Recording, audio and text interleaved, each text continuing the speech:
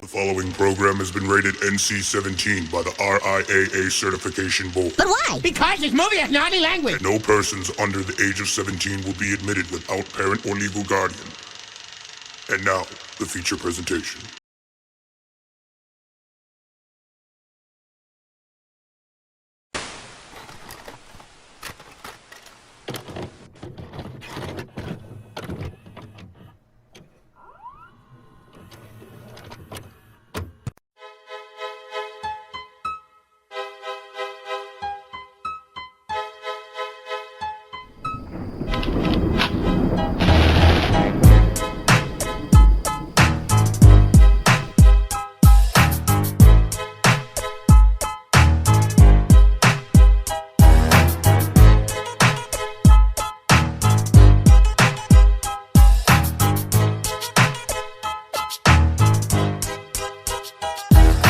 I'm sick of it, doing right, doing wrong.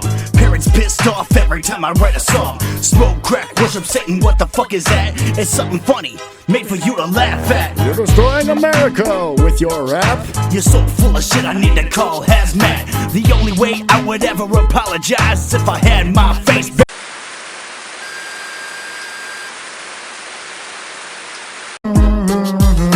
Okay, I'm sorry for what it's worth, but the best part of you was the afterbirth. If you can't take a fucking joke, then go jump in the river. Na na na na na na na na, and I fucked your sister. If you can't take a fucking joke, then go jump in the river. La la la la la la la la, and I fucked your sister. Mr. Sick. What? Mr. Sick. Damn. Mr. What the Sick. fuck, dude? Hey yo, he's talking shit. What the fuck is this? Haters talking shit.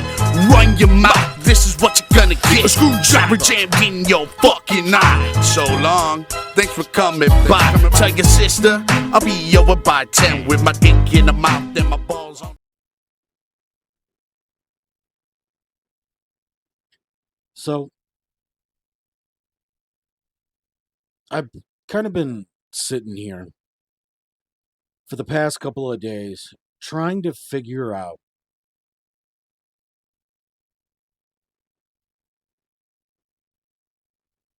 and gone through multiple scenarios and multiple versions of this conversation in my head, and I I sit down,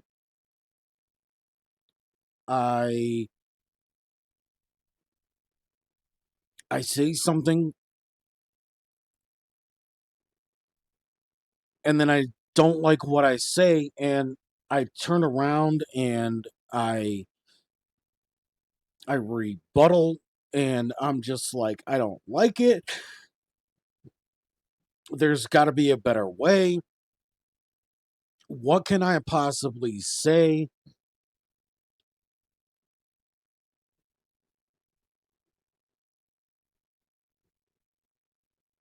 I think, and I think the reason why this time around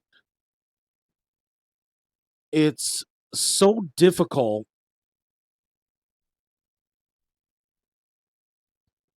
to put into words, kind of just like what it feels like to kind of be in this time where so many of the people that you've grown up with from your past are just gone. And okay, in obviously in the case of Ozzy Osbourne and Terry Bollea, better known as Hulk Hogan, it's a little bit easier because they were older, and that's kind of the one thing that I keep going back to, and the one thing that I keep leaning on is the fact that, you know, they were, especially in Ozzy's case with the Parkinson's, and then in Hogan's case, there'd been all kinds of stories and things like that coming out that his health may not have been as good as people were coming out and saying.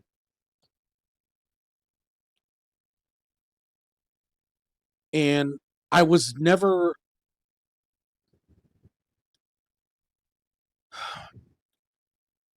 I was never a fan of the Cosby Show, and it has nothing to do with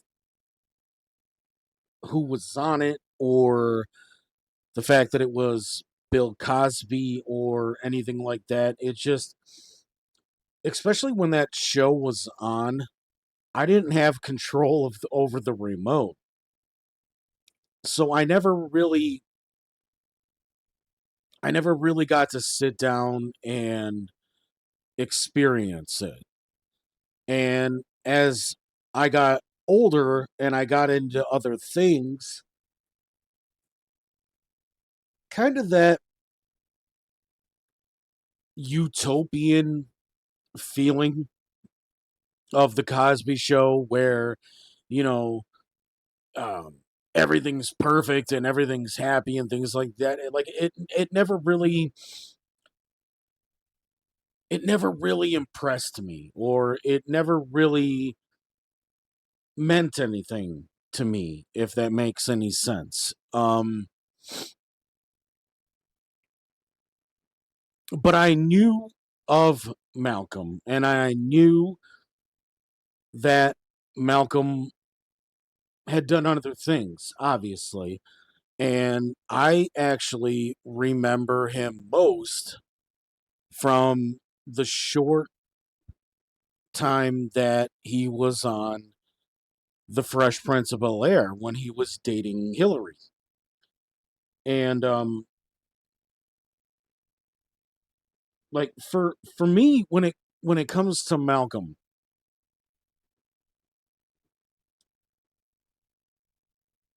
the it's not so much that, like, oh my god, a huge part of my childhood died. But for me, it's just it's more questions than anything. And I think the biggest question that I have is, how was this allowed to happen again? And what I mean by that is, if you remember,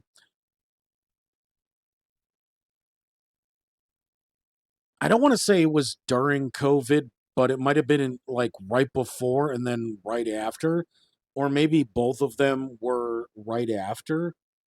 But you had Shad Gaspard, formerly of the WWE. He was in a tag team called Crime Time. Died in the exact same way. He got caught in a riptide. He was able to save his children, but he wasn't able to save himself. And then not too long after that, you have the same thing with Naya Riviera Santana from Glee, a very similar manner. And I want to say that all three of these kind of happened in the same area.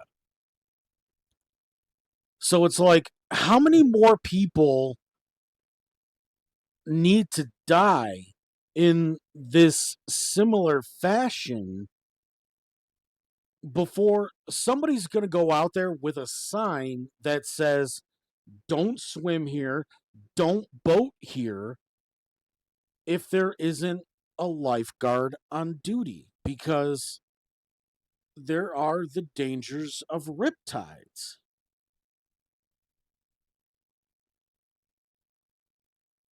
So, I mean, that for me is more like the big pressing thing when it came to Malcolm. And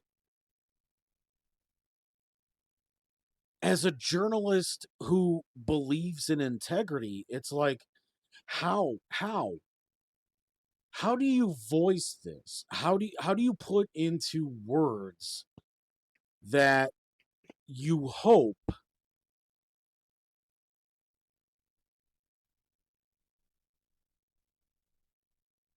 that one day these people's deaths that shouldn't have happened, and I'm talking about Shad, I'm talking about Naya, and I'm talking about Malcolm.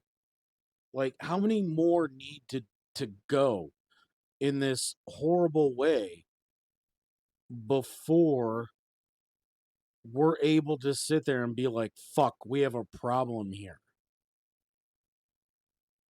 And I think that's the more upsetting thing about that particular situation with me. Um so I mean, tell me if I'm wrong in my thinking, but I don't think I am. I think, especially if there's somebody that never really knew him as Theo Huxtable. I mean, like I said, I know the idea of Theo Huxtable. I know what the idea behind the Cosby Show was. I I understand all of that part of it, but since I never really watched the show and I didn't know, I didn't know Theo at, Malcolm as Theo, it's hard for me to talk about that part of his career. But I can talk about, the few episodes of the Fresh Prince of Bel Air that he was on when he was dating Hillary, and then, he was a law student, so he was talking to Uncle Phil.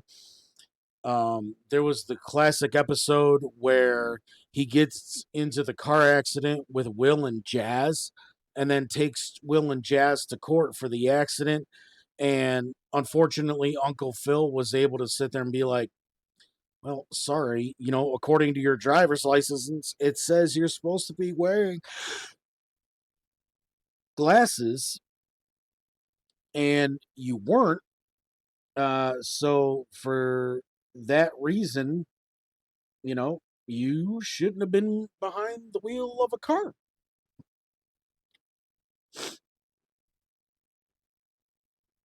I do remember that, and I liked him. I liked him as that character. Um,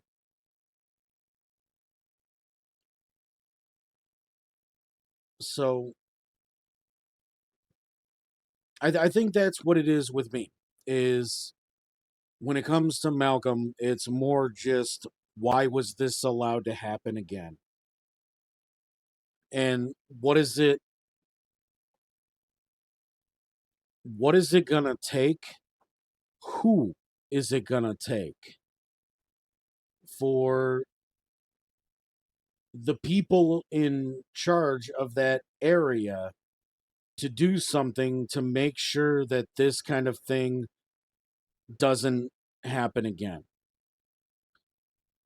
Um, when it comes to Ozzy, like I said, I've gone back and forth on this. I don't know how many times. I sat here Friday. I sat here Saturday. I sat here so often, and I would have things done, and then I would go and add it into the episode that we already had, and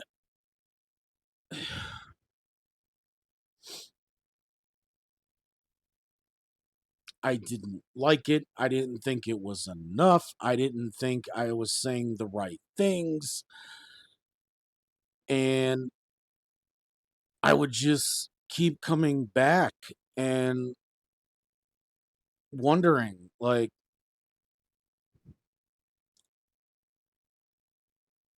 am I am I saying enough? Am I saying the right things? Am I doing this? Am I doing that? Is it what is it?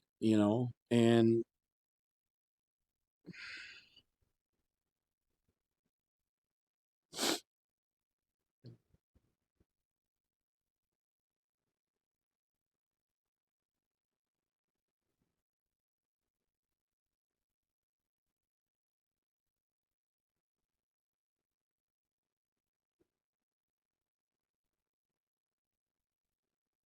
Ozzy,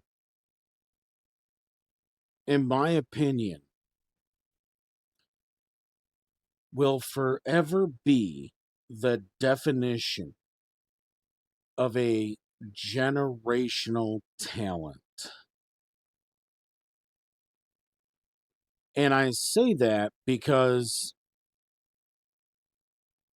my mom and dad grew up with Ozzy. I grew up with Ozzy. And then there's been multiple generations since me that had the ability to grow up with Ozzy. And I mean, it's not like Ozzy stopped making music at some point. Ozzy was making music up until just a little bit ago. He did stuff with Post Malone, he did stuff with this person, he did stuff with that person. The man was constantly touring, he was doing this, he was doing that. And yeah, the version of Ozzy that we saw at that um Black Sabbath farewell concert, the final tour, that was obviously not the Ozzy that we all grew up with. Um, and in some ways, it was sad to see Ozzy in that way. To see him having to hold the mic stand, and the mic stand is shaking, and we're all used to that Ozzy voice. That really high pitched Ozzy voice, the voice that we grew up with, and we weren't getting it. It was kind of like Ozzy was kind of just going through the motions, um, just so that he can say goodbye to his fans. Um, and to think that it was just a few days after that Ozzy actually died. For me,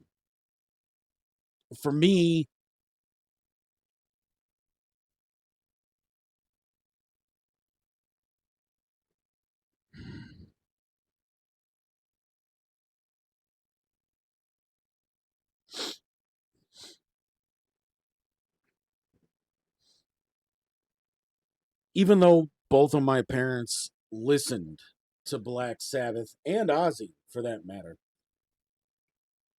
I discovered Ozzy on my own.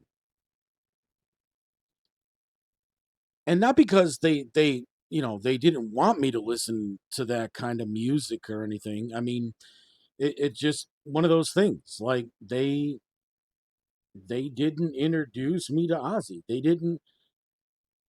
didn't really introduce me to any of my musical influences. I kind of fell into my musical influences on my own. And for me, that makes it more special, right? Like, I mean, me and my dad actually listen to a lot of the same kinds of music, right? But it's not because my dad listened to that first and I took it from him. It's because I discovered it on my own. Meatloaf. I discovered Meatloaf on my own. I discovered Metallica on my own.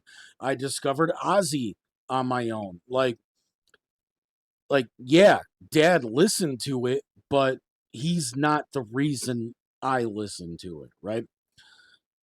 So for me, when I discovered Ozzy, I mean, it was during like this resurgence of Ozzy. And what I mean by that is in the late 90s, early 2000s, there was a concert tour that Ozzy was doing called Ozfest.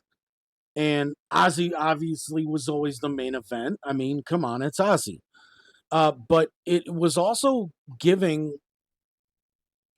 a lot of the new metal acts that were coming out at that time, Fear Factory, guys like that, their opportunity to be on festivals. And family values, while similar, they seem to always want to book the same kind of bands. Like it was always Korn, it was always Limp Bizkit, it was Primus, it was Incubus, it was a couple of times Rammstein was there, but then you added in Redman, Method Man, and it kind of became almost label based at that point. Whereas Ozfest was about the music. It's kind of like what um Sonic Temple and Incarceration, if you guys know about those festivals. It's kind of like what those are today. This is what it was back then. And that's kind of when I discovered Ozzy. So, like, one of the first songs I ever heard by Ozzy was "I Don't Want to Stop" because that was one of his bigger hits during that time. And then I went back and discovered Sabbath, and I discovered the old Ozzy. And anytime Ozzy would release new music, I would always go and listen to it. And my dad's just like, "Oh, you found Ozzy? Okay, well, yeah." So that's kind of how it always went with me. And then of course you had Metallica with the Summer Sanitarium, where they would bring other bands with them and stuff as well. Um,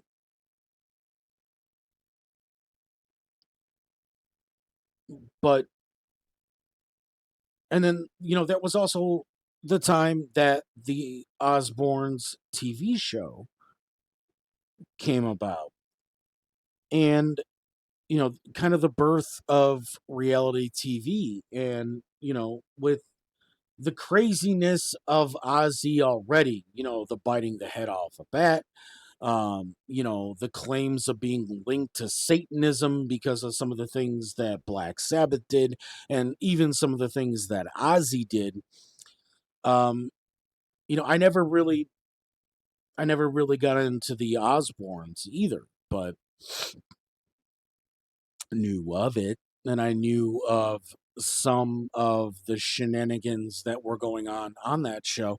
But then of course the world got introduced to Jack Osborne because of that show, Kelly Osborne, and obviously, Sharon Osborne in another way other than just being Ozzy's handler. Um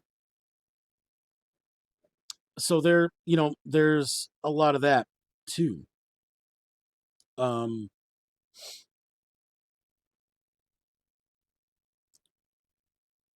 I'm gonna miss Ozzy. And it's because, unlike some of the other bands that were around during Ozzy's time, mind you, a lot of them aren't around anymore. Um, Ozzy was kind of somewhat changing with the times. Like he still did that same kind of music that he did back then, but he was able to adapt it in some ways to still be relevant with today's times, but still be Ozzy enough to be Ozzy. Not like what Metallica did with Saint Anger, where they did a complete 360. It- Very similar to kind of like what Godsmack and Disturbed had kind of done with their sound. It's still Godsmack, it's still Disturbed, but like every album was different enough to be different. And I think that's the one thing that I'm always gonna remember about Ozzy. And seeing seeing a lot of people on my timeline kind of give like a similar thought on the death of Ozzy, or especially like some of the older people who, Black Sabbath, or, was brand new to them when they were growing up, people my mom's age and maybe a little bit younger.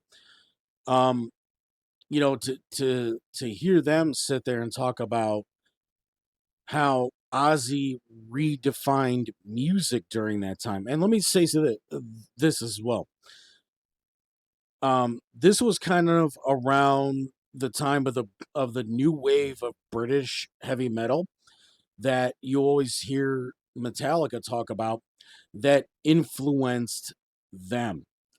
So without Sabbath, without Ozzy, without Motorhead, without bands like that, there would be no Metallica.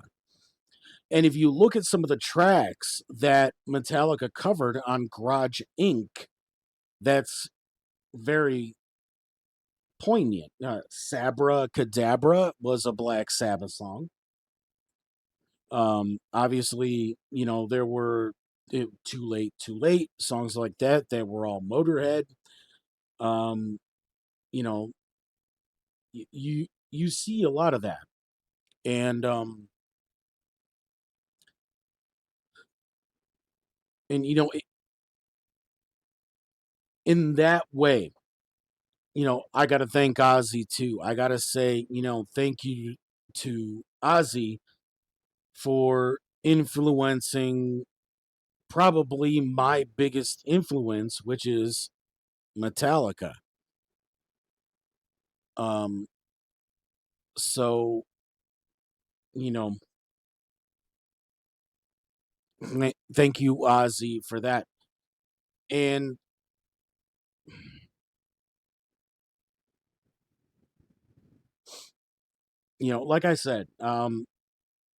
like I said, going into this, I've gone back over this so many times in my head.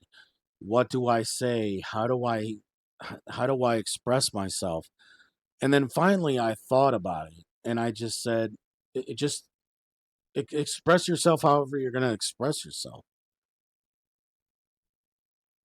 Everybody expresses themselves and everybody expresses what somebody meant to them in different ways. So, what Ozzy means to me isn't what Ozzy's going to mean to somebody else. What Ozzy means to me isn't what Ozzy meant to my dad, isn't what Ozzy meant to my mom, isn't what Ozzy means to Tony from Four Loco, isn't what Ozzy means to this person. So I had to put it into that perspective to even be able to get out there and say, to get here to this point where I'm able to say these words. Get a sip of some high quality H2O there. Um, but then that brings me to Terry Bollea, Hulk Hogan.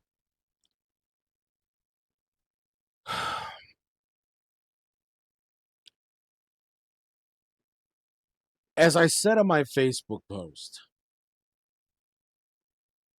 I was never a Hulkamaniac. I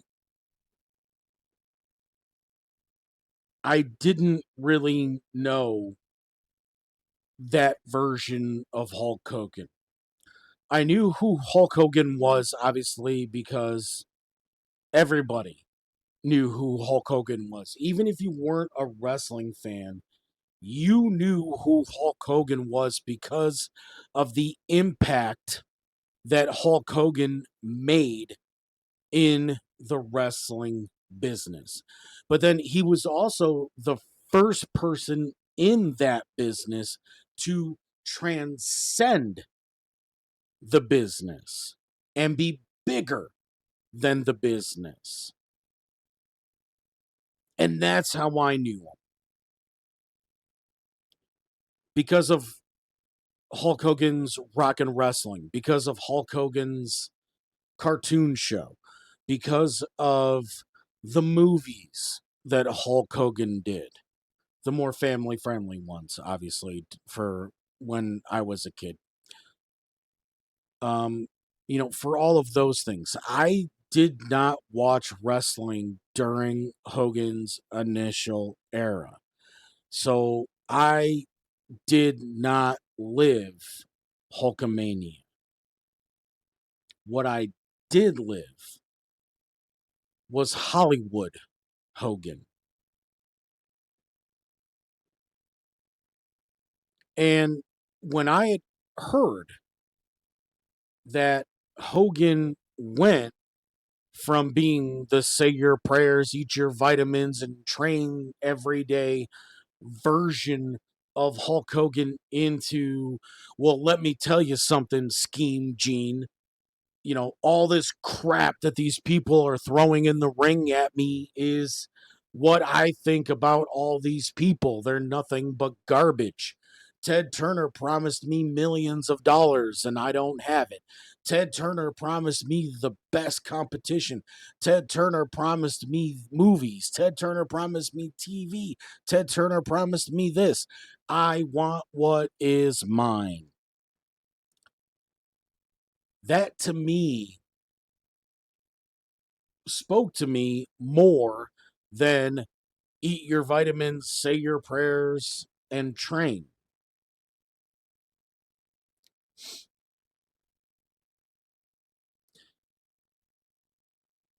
And then, obviously, Hogan does the NWO thing, drives the NWO thing into the ground until WCW shut their doors. But Hogan was still Hogan. Hogan, I think, actually was one of the first to sit there and say, hey, man, Hulkamania isn't connecting with the fans the way it did in WWE. Hulkamania isn't connecting with people anymore. I need to do something different. And he didn't know what different was until the idea of NWO came his way. There's a great moment in the TV show The Death of WCW, and Eric Bischoff's also talked about this on 83 Weeks, where it's getting very close to Bash at the Beach. And he still doesn't know who the third man is going to be. Of course, he'd wanted it to be Hogan, but Hogan has final creative control.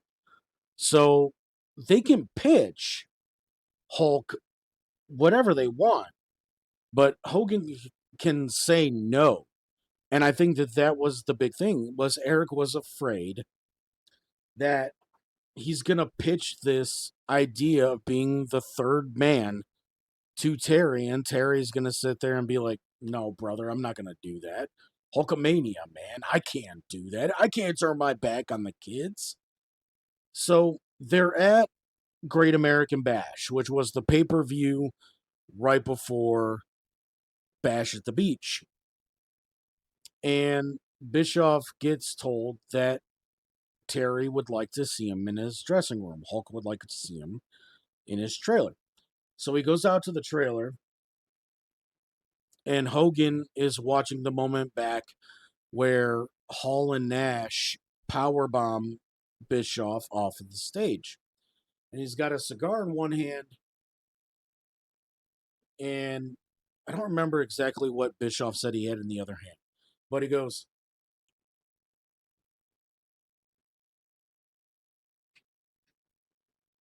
who's the third man? And Eric's like, here's my chance. And he goes, well, I'm hoping you. And he goes, you think that'll work, man? Like, you honestly think that I can turn off Hulkamania and become this other character? And, Bischoff's like, why not? He goes, I know you've never done it before, but why not? Why not you? Well, who's your second choice if I don't do it? And he goes, Sting. And he goes, Sting's good, but I don't want it to be Sting. I want it to be me. And that's kind of how the idea got sold to Hulk. And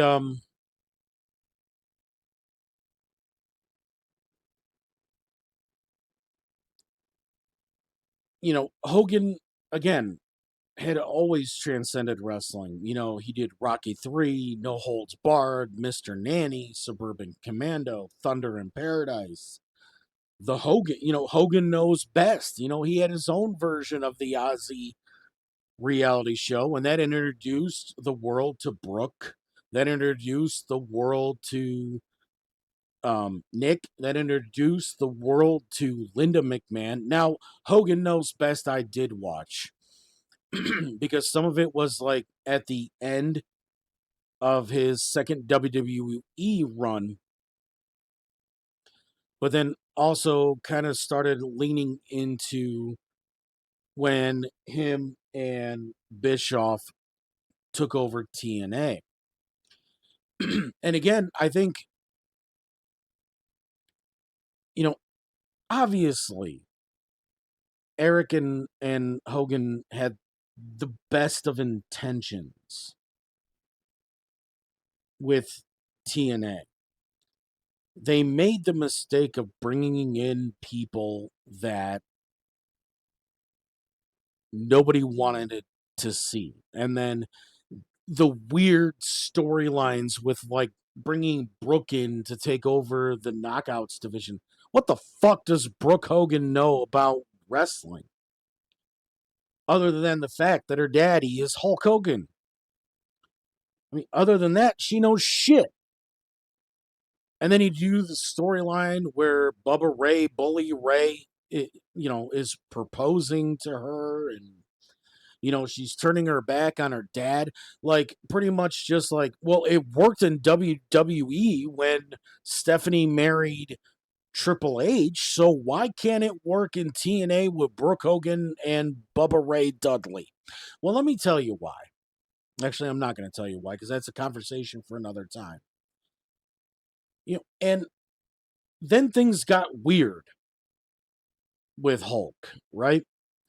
That's when the whole Bubba the Love Sponge thing happened, and Hogan starts saying things that he shouldn't be saying. And a lot of people in the wrestling industry were kind of just like, we're out of the Hulk Hogan business because of the things that Hogan is saying. And they have every right to do that.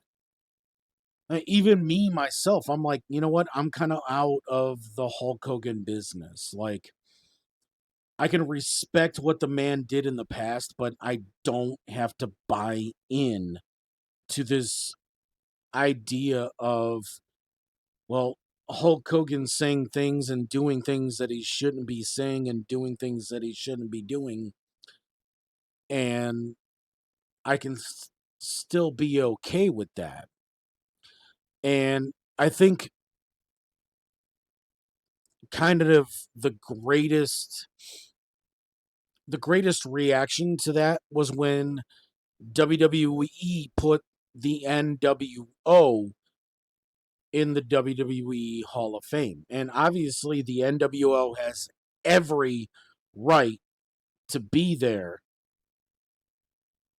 But they're like, do we really have to put Hogan in a second time because Hogan is a racist piece of shit?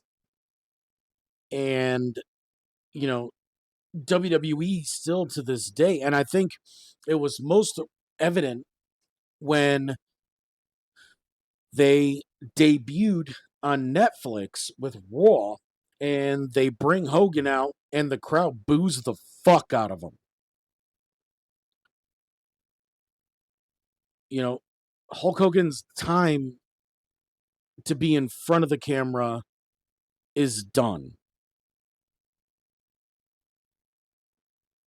But then I also think you had a lot of people kind of turncoat in their feelings of Hogan, which a lot of people do this when it becomes a legacy issue in kind of like what we're in now.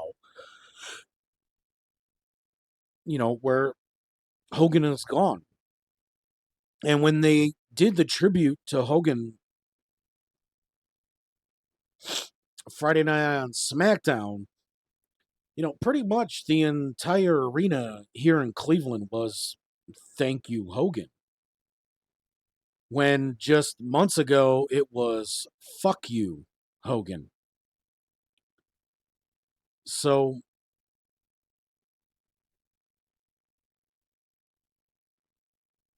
I don't want to dwell on this topic much longer. So to Terry Bollea,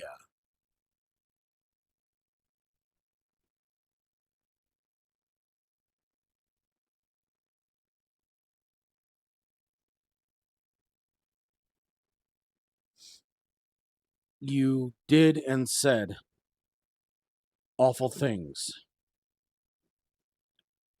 The wedge that you drove into your family made it so that your own daughter did not come to your funeral.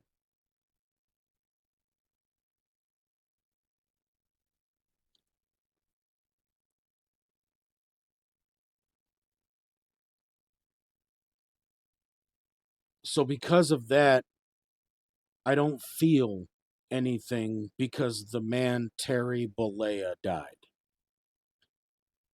But to Hulk Hogan, who for so many decades was a hero to so many fans, not only in professional wrestling, but in movies. The man who was able to have a second resurgence through the NWO, to be able to come back to WWE, shed away the NWO version of your persona, and put on one of the best matches in the history of WrestleMania against The Rock. And to be able to at least say you went out the way you wanted to go out in WWE. And then you go to TNA, and no, things didn't go the greatest for you there. But that's also when Terry Bollea started going crazy. To that person, to the person who made Ric Flair almost bust his stitches after having surgery when he found out you passed. To that person, thank you. Thank you for showing that professional wrestlers can, in fact, transcend the wrestling business and be able to do other things. Because of you, The Rock is a household name not only because he's The Rock in WWE, but because he's also The Rock in Hollywood. John Cena, Triple H, all of these other guys that have gone on to do these things outside of the ring. Dolph Ziggler with his stand-up comedy, Mick Foley with his books, you know, all of that. They all say because we saw how Hogan was able to go from this to this, they were able to do it. But then I also have to kind of say, fuck you, Hulk, because you're also the guy that had the opportunity to to say and do the right thing in the steroid case, to say and do the right thing when WCW was being flipped upside down, but you didn't want to give up your spot. to say and do the right thing in TNA, to keep TNA on that meteoric rise it was going on during that time and surpassing WWE in talent and television.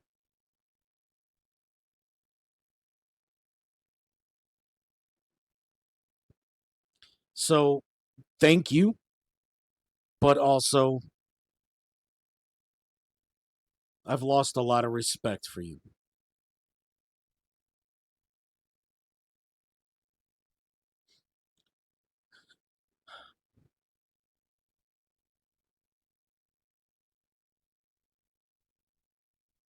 I came out here to tell the truth.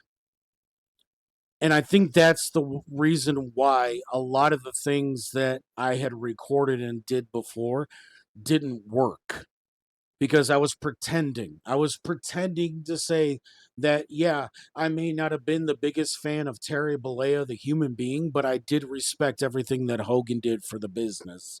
And then left out the fuck you part at the end. I think that that's what it was. It wasn't genuine. But now that it's genuine, I feel so much better about what everything I just said. So much so that this is going to make air. And when we come back from break, we're going to jump right into our main story. And maybe the old saying is true. Don't meet your heroes, because they'll end up hurting you in the end. This is Money's Crazy Mind. We'll be right back.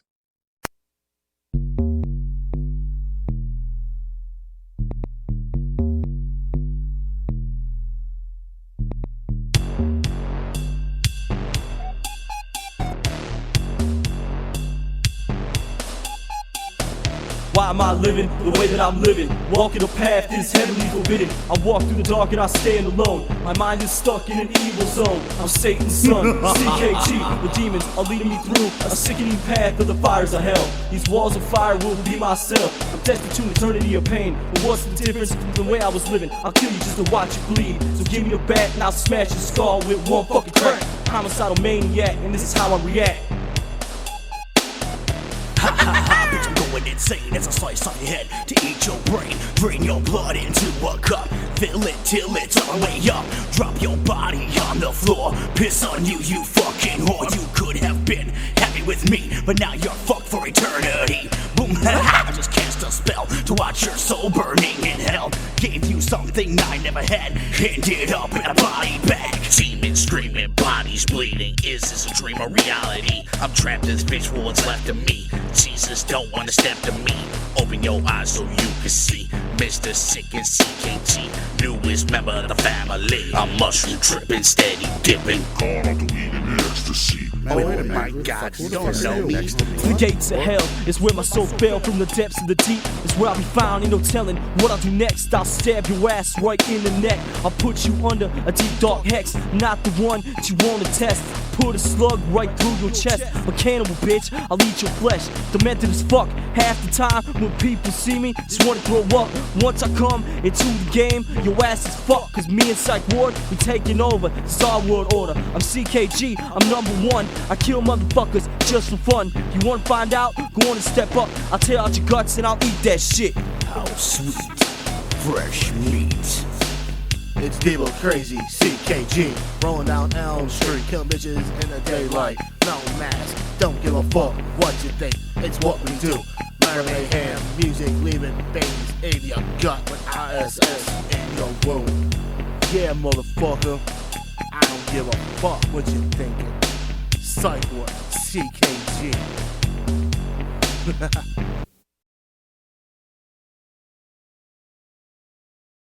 But before we get into the nuts and bolts of this show, there's a couple things that came up in the process of me putting this show together that I kind of want to talk about.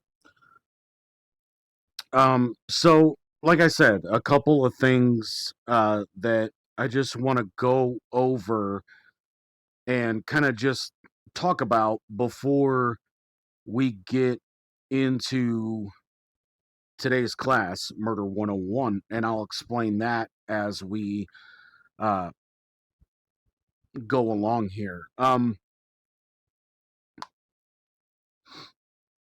Those people that know me and know a lot of where my inspiration to want to become a filmmaker and a film writer and things like that came from knows that it's because of Kevin Smith. Now, Kevin obviously, he makes some films, or some of the content in his films, I should say, um, obviously don't match my lifestyle, but there's a lot in what Kevin does in those films, especially like Clerks, um, Chasing Amy, those more of those kind of movies, even a little bit of Jersey Girl, um, that fit my lifestyle or that I can relate to. And that's been, kind of the one thing that Kevin has always wanted to do with his films is make movies that everybody can relate to in some way, shape, or form. Even in the case of Mallrats. Now, I was never a mall rat. I never hung out in the mall. The mall was never like a hangout place for me. But, I am obviously a comic book fan. um, Obviously, I'm wearing this in honor of the new Superman movie that just recently came out. And we'll kind of talk about summer blockbusters in another episode. But um, I just wore this because I did see the new Superman movie and it was great. So if you haven't seen Superman yet, definitely go see it in theaters. It's worth it. Uh, Back to the conversation at hand. Um, I was perusing some of the streaming sites the other night, and I came across a documentary that I had never heard of, never heard anything about, or didn't even know that it existed until I discovered it during my perusing. And it was actually a documentary about Chasing Amy, Kevin's third movie. Um, and it was called Chasing Amy. And I know that Kevin had kind of talked about maybe doing like a documentary about the making of Chasing Amy, as he kind of did with Clerks, which was called Snowball Effect.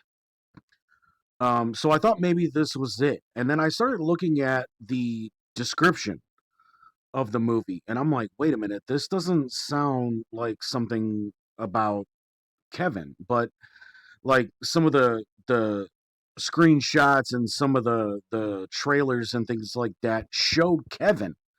So I'm sitting there, I'm like, all right, so in some way, shape, or form, blah, blah, blah, blah, I can talk, I promise. I do this for a living. Um, in some way, shape, or form, Kevin is involved in the production of this documentary. So I was reading the description, and it was talking about how a fan of the movie Chasing Amy went to try to discover why that movie spoke to them as much as it did, and also why there are people in the LGBTQ community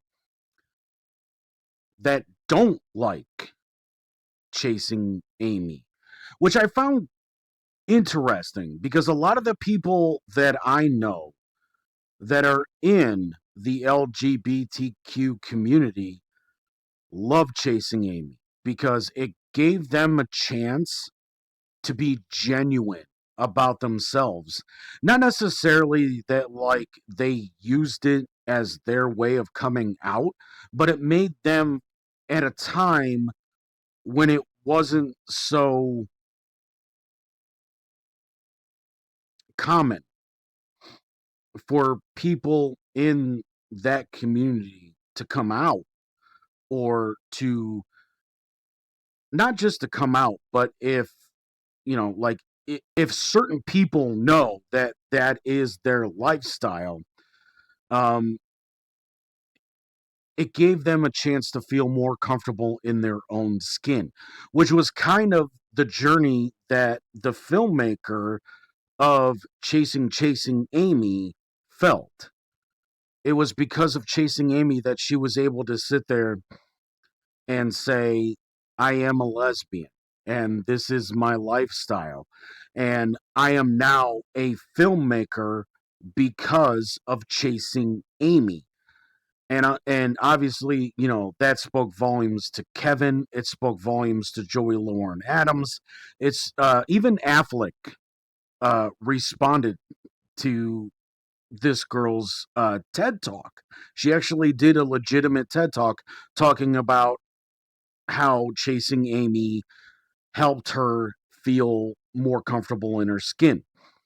And as the documentary was going on, I heard a lot of like kind of like weird excuses from people in the community. And let me just preface this. I understand.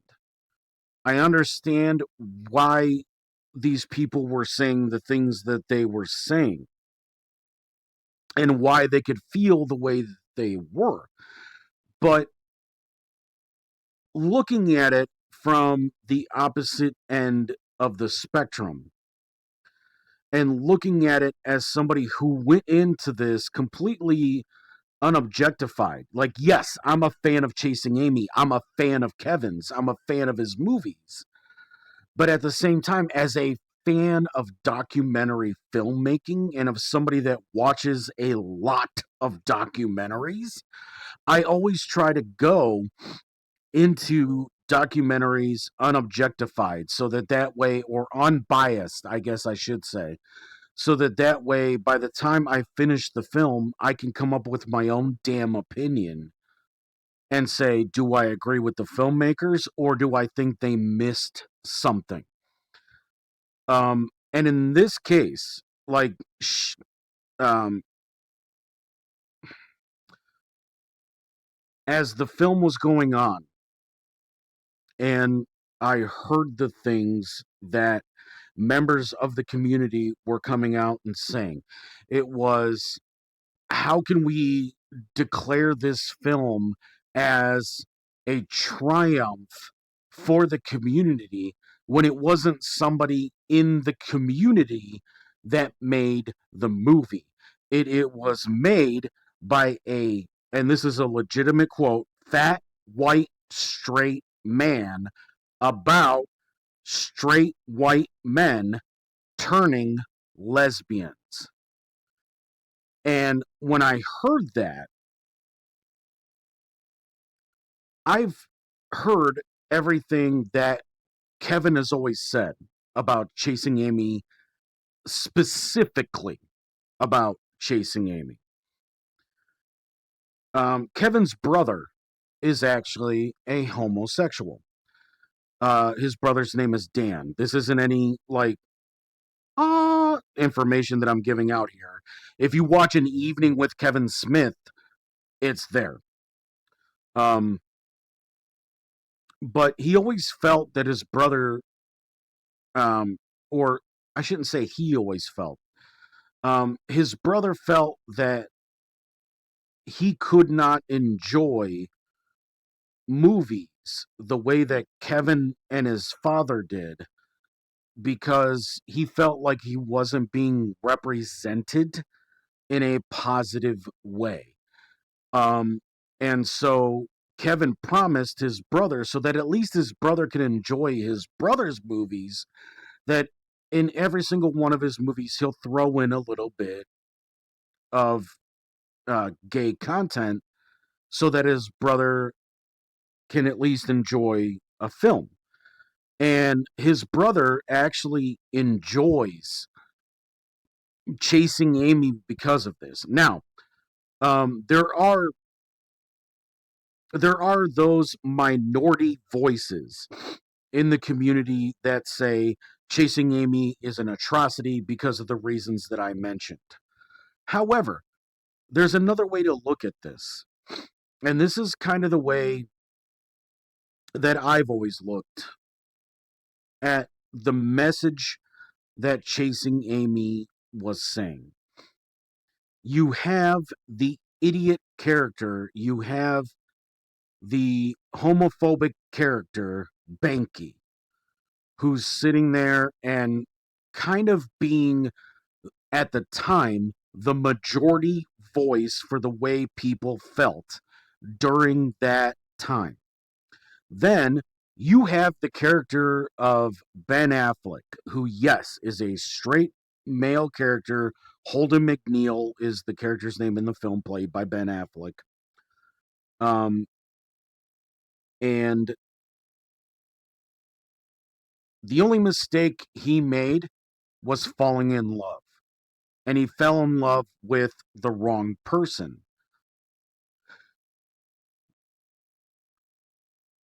And then more about Joey Lauren Adams' character, Alyssa, comes out, where she used to be with men, used to do this, used to be, that promiscuous girl in school, and did like these atrociously dangerous sexual things. And I only say that because of the way some of the things were kind of described in the film. But she was doing promiscuous things sexually. Let's put it that way, in that terminology. And like, she kind of discovered that she liked women after she had these experiences. But at some point, her and Holden become friends, and they spend so much time together that she kind of fell in love with him too. And maybe and she even has this great speech in the film where this isn't a decision that was made for her. This is a decision that she fell into on her own, or a decision that she came to on her own, and that no one can shame her for making the decision that she made to decide to fall in love with Holden. So while it may not be a clear-cut gay man lesbian movie, there is a big proponent argument that could be made that maybe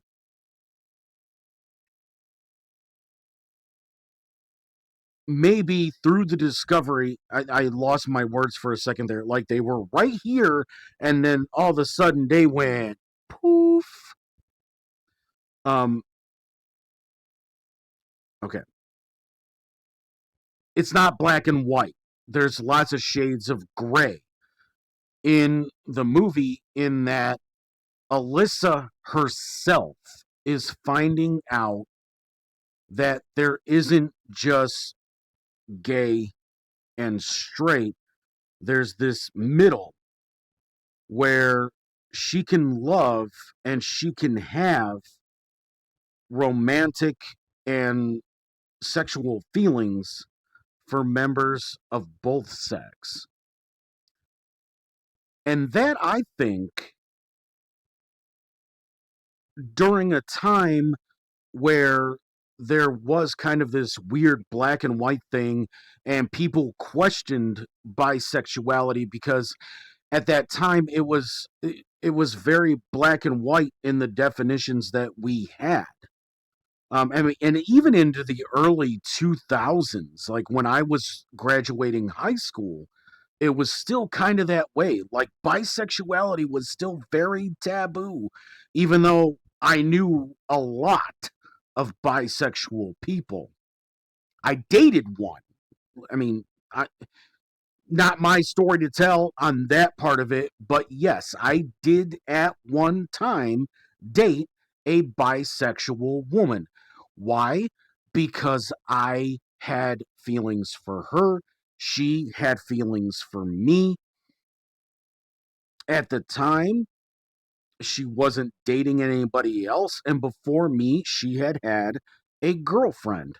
And I think somewhere down the road, um, after her and I, she went back into a female relationship before she ended up married.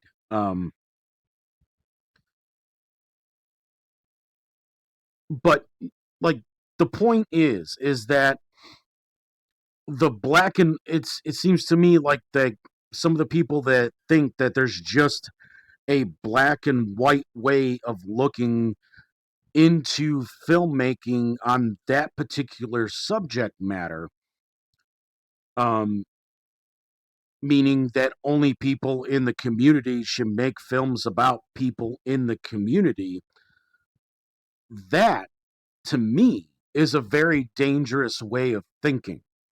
Not only is it a dangerous way of thinking, but it's also kind of sitting there saying that a straight white, which I don't know what race has to do with anything, like, come on, motherfuckers, but that a straight white male doesn't understand that community enough to be able to make a film about that community. And the crazy thing is that when Clerks was at Sundance, there was another film that was kind of going up against it, um, that was actually about lesbians in the early 90s, made by a group of lesbians, one of which became friends with Scott Mosier and Kevin Smith during this time. And they actually said that a lot of the things that were put into the film, conversations that were had, um, between characters in the film, were actually real life conversations that they had with Kevin. And during the course of the making of the documentary, the filmmaker discovered that, not only did she realize that she had lesbian tendencies, or that she was a lesbian. I don't want to say lesbian tendencies, but that she didn't feel comfortable in her own skin with the gender that she had. And throughout the making of the film, she was to a uh, transitioning into a transgender male. And at one point during a break in filming, she reached out to Kevin to have a conversation with Kevin Smith and to thank Kevin for everything that Kevin did for the film up to that point. And even Kevin was just like, I didn't know it was you. I thought maybe you put me into like a waiting room with like a tech person. And then you started talking and I realized it was you. And Kevin, earlier on in filming, Kevin was just like, hey man, like, if that's how you feel comfortable and that's who you are, then that's who you are. Don't be afraid of being who you are. I made a career out of being who I am. And, there actually is a happy ending to Chasing Amy. And I don't mean the ending that we got in the film, which in itself is a happy ending because Holden and Alyssa both realized maybe it's not right for them to be together. But later down the line, in Jay and Silent Bob Reboot, you find out that Holden and Alyssa are co-parents to a beautiful little girl named Amy. And it's because of the story that Silent Bob tells Holden at the end of Chasing Amy about a girl that he used to be in a relationship with. And there's some deeply personal stories about Kevin and Joey Lauren Adams relationship, which they were dating during that time, that are kind of shared during the making of this documentary, as Joey's personal experiences being a female in the movie business trying to make it big during that time. And there's a lot revealed about things that she went through that even me, I had to sit there and pause the movie and stop myself from vomiting from some of the things that Joey said that she was going through at the time. And this was around the time that uh, the things that were happening to Rose McGowan with Harvey Weinstein were happening. And Kevin does mention that, and mentions how he wishes that he didn't have to have a relationship with Harvey Weinstein. Now, since the making of this film, Kevin has actually gotten the rights to a lot of the films that Weinstein released. So, Clerks, Chasing Amy, Jay and Bob. He's gotten the rights to most of those back. So, at least there's that. But I just wanted to touch base on that really quick and kind of give my opinion on the matter where, it may not be just a clear-cut story of straight man turns lesbian. That's never what the intention of Chasing Amy was. To me, it was a story that it's okay for you to love somebody, and it doesn't matter, who they are at all. Race, creed, color, any of that. None of that matters. And I mean, there are people that may think that they are this way, and then later on, they're like, oh, wait a minute, maybe I am this way. And they experiment with it. And maybe that's what Alyssa was doing, and then realized that she loved Holden. You don't know, but I just wanted to touch base on that and just say, like, if you want to know more about the behind the scenes of Chasing Amy, that's kind of where you want to go with it. So take it for what it is. We got one more thing that I want to talk about before we get in to our main topic for the week.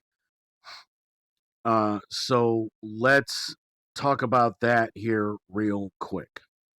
So the next thing I wanted to talk about is, and again, not going to spend a lot of time on this. It's just something that happened that I wanted to just speak on. And that is that AJ Styles came back to TNA Wrestling this past weekend. It was announced that AJ was going to be at Slammiversary. It was announced that he was making the appearance. But what wasn't clear was what kind of appearance it was going to be. Was it going to be AJ just going there and, saying, hey, everybody, remember me? I'm in WWE now. Or was it going to be more of,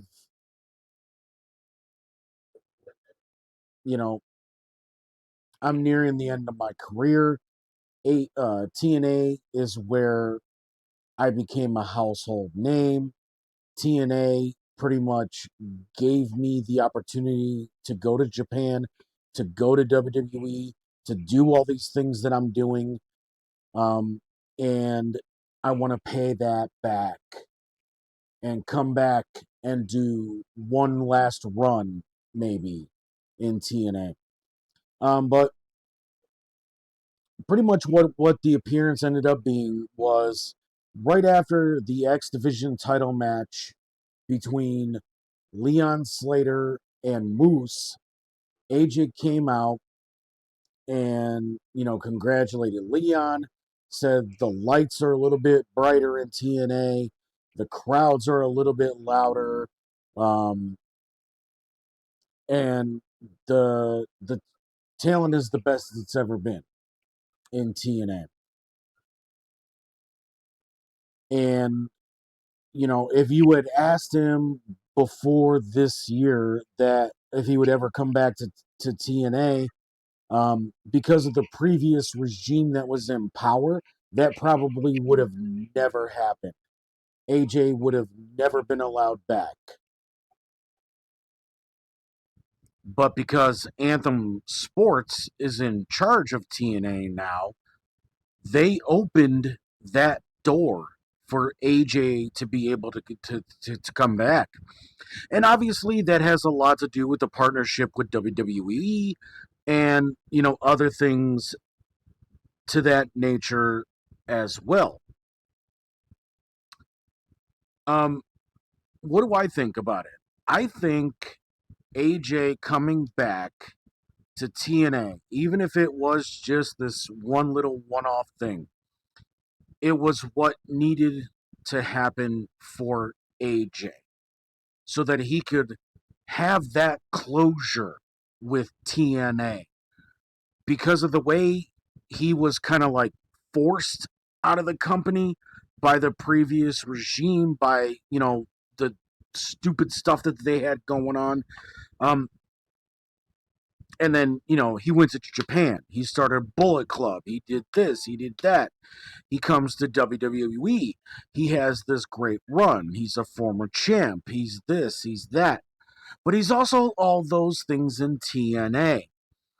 And I do think that if the stories that are coming out, that this is going to be AJ's final year in professional wrestling, period, then AJ should get to do a one last run in TNA and also, bring that one last run into WWE and kind of do like a joint thing where,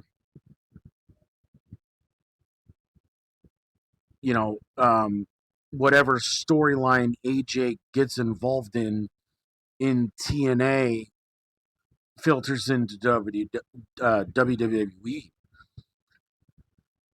And then on top of that, not just did we have the return of AJ Styles at Slammiversary, the Hardy Boys again win the TNA Tag Team Championships as soon as they do in a ladder match, and it was a phenomenal ladder match. I don't want to take anything away from the match if you want to go back and watch it, but it was a phenomenal ladder match. And then right after the match, you have Bubba Dudley, or Bully Ray, as he was known in TNA, come out and challenged the Hardys to one last match, Dudley's Hardys. Devon was not there, but, they set the match up, and I think it's going to be a slobber knocker and a half, if I can steal a phrase from the great Jim Ross. But that's really all I wanted to say about that. So I do hope that AJ gets to have that one last run kind of deal in TNA so that he could say goodbye to the company that helped make him the household name that he is in WWE now. So let's actually cut to break here. And then when we come back from break, we'll dive in to Murder 101, and we'll talk all about what Murder 101 is when we return right here on Money's Crazy Mind. It's tap on, baby.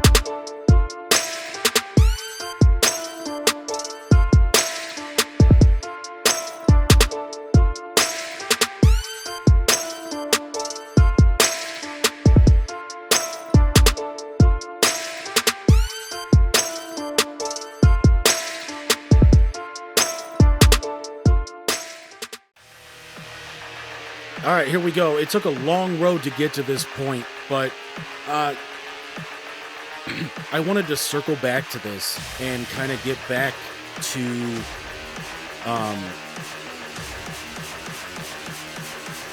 this point with this particular topic.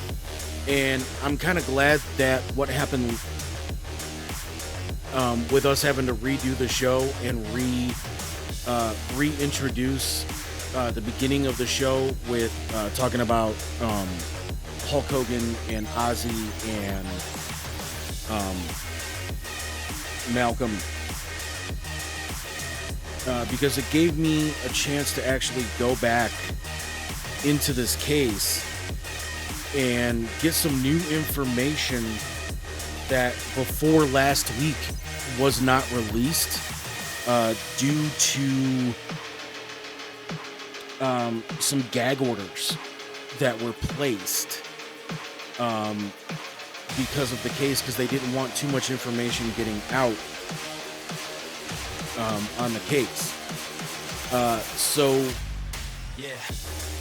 because of the fact that the case is now done, it's final, and we'll get into that once we get started with it. I now had access to more information than I had before because of that.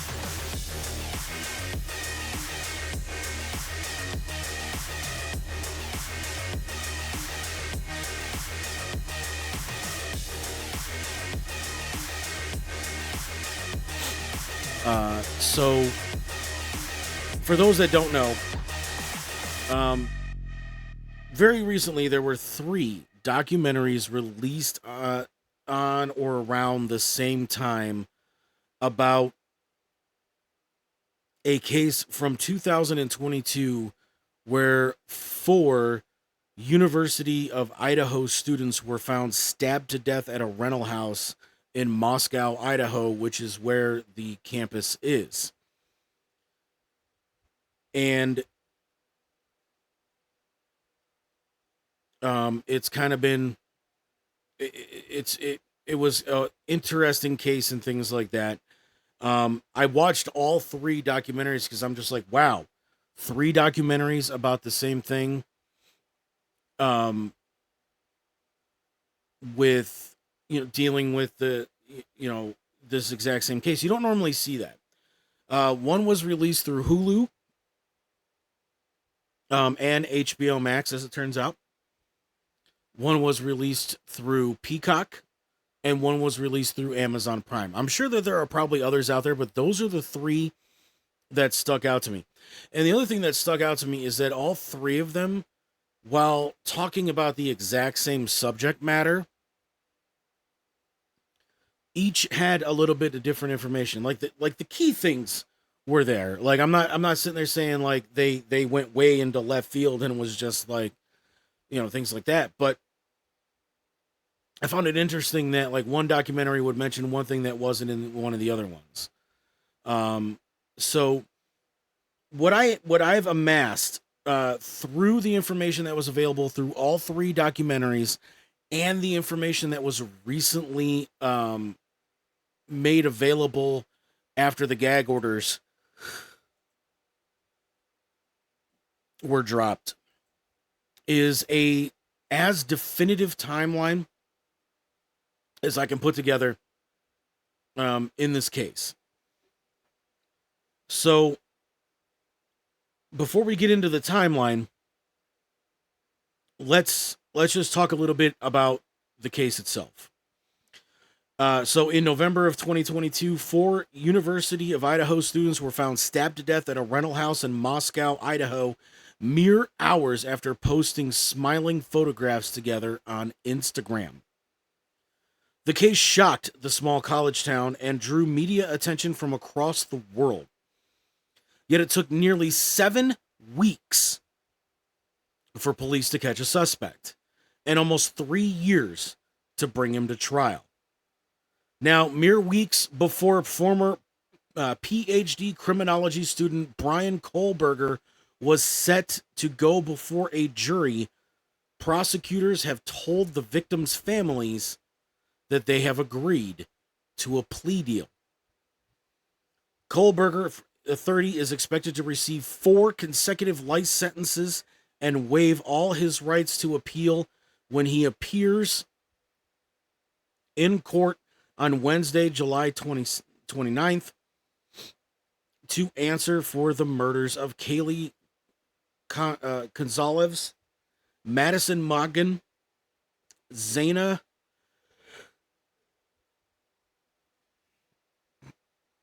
Kernodle, and Ethan Chapin. With no motive yet established, the deal, which will allow Kohlberger to avoid the death penalty, may mean that there is never any public explanation for what exactly happened that night or why it happened at all. And while some of the victims' families have welcomed the agreement as an end to their long wait for justice, relatives of Gonzalez have said that they are beyond furious. So how did we get here? What follows is a timeline of one of the most baffling cases in recent American history. So this article was written before the final sentencing will be announced. Would have been announced, but it is life in prison for consecutive counts that he received.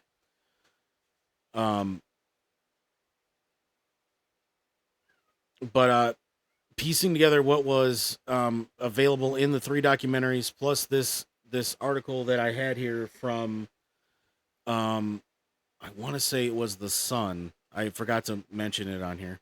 or write it down on here. This is the most complete timeline that you can get. But on Saturday, November 12th, at 8:57 p.m. local time, Kaylee Gonzalez posted for the last time on Instagram. Quote, "One lucky girl to be surrounded by these people every day," is what she wrote in the caption of a photo of her and all of her roommates. That night, Chapin and Kernodle go to a party together on the university campus, while Mogan and Gonzalez visit a bar in town. So, Ethan Chapin actually went to another event on campus the same day as well. It was a mixer, and he went there with his twin sister. And he's actually a triplet. So there was 2 boys and a girl. And then after that, he met up with Zaina Kernodle at this other mixer that was at his fraternity house, which is like right next door to where this rental property was. And then on Sunday, November 13th at 1:41 a.m., in the early hours of Sunday morning, Mogan and Gonzalez were seen stopping by a local food truck for a late-night bite to eat, which was actually a very popular spot, not just for University of Idaho students, but also Washington State University students, which was a mere 8 miles away from the University of Idaho campus. So both of those school students teamed up quite a bit. And this food truck is also very popular. They have a very large social media presence, and they actually had a live webcam of the crowds that they were getting at almost 2:00 in the morning running. And that is actually how the police were able to find those 2 victims were at this food truck at this time. And it was broadcast on Twitch, and it captured the 2 friends arriving at the truck at around 1:41 a.m. Officers later said that Mogan and Gonzalez used a private party for a ride home from the downtown area after visiting the truck.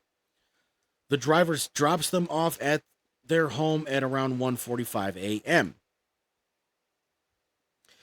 Chapin and Kernodle are seen at the Sigma Chi fraternity house and return home around the same time. The 2 other surviving roommates have also been out on a Saturday night and returned to the property at around 1 a.m. So we have everybody now back in the house before 2 a.m.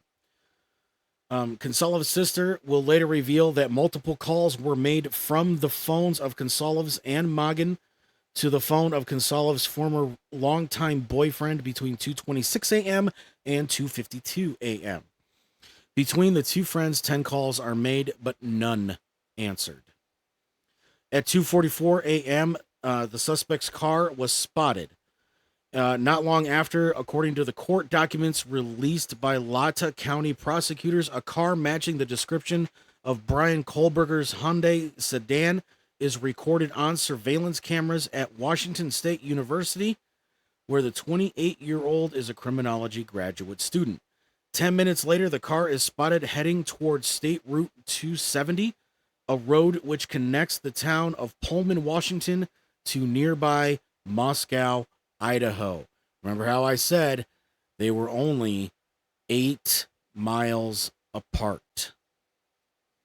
At roughly the same time the sedan is traveling, Kohlberger's cell phone pings off signal towers near his apartment in Pullman. It will later show up on cell towers in Idaho in the hours directly after the murders, according to the prosecutors. 3 to 4 a.m. is the window that investigators have given for the time for the murders to have taken place.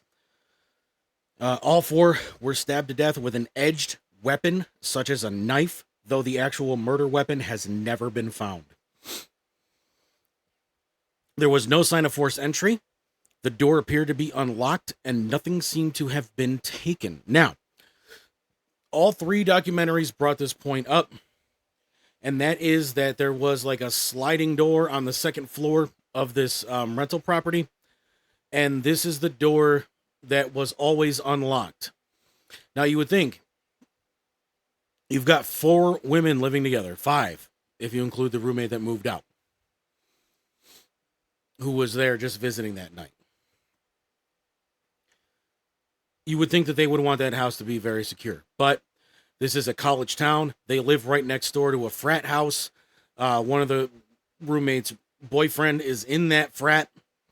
But not only that, but, you know, there's constantly people coming and going in this house. They're known as a party house.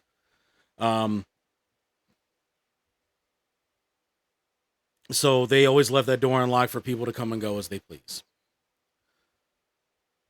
Which tells you that that Kohlberger did know the fact that that door was going to be unlocked. He didn't even try the front door. The front door had a deadbolt lock on it that required a numerical pin that you entered. So that door was kind of like a, nope, not even touching that. The 2 other roommates who were home at the time of the attack were left unharmed. Police say that they were not necessarily witnesses to the incident. There was no hostage situation, and they appeared to have slept through the murders. Now, this isn't exactly 100% accurate either. One of the roommates, and we're actually going to get into this here in a minute, but there's some information missing here. One of the roommates had actually heard what she thought was that door open and then close again. And when she looked out her window, she actually opened her bedroom door and didn't see anything. And her bedroom door was exactly across, directly across the hall from Zaina's. But she didn't hear anything and didn't see anything. She then heard Kaylee's dog barking and looked out her door again, didn't see anything. During that second time that she opened the door after the dog barked, she heard a commotion and some rustling around in the hallway. And she heard a man's voice say, "Don't be afraid. I'm going to take care, or I'm helping you," is actually what he said. And then she opens the door a third time a few minutes later and sees a man in dark clothing with a half a ski mask on and a hood walking out that screen door.